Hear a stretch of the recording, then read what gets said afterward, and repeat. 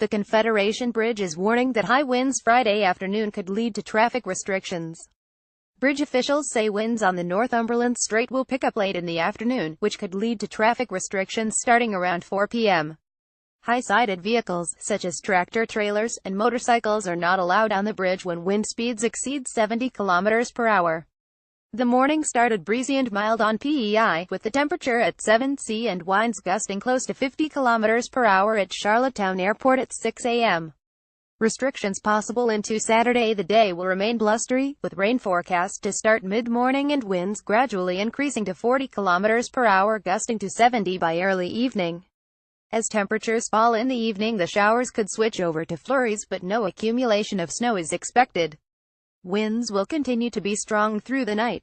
The Confederation Bridge advisory does not end until 3 p.m. Saturday.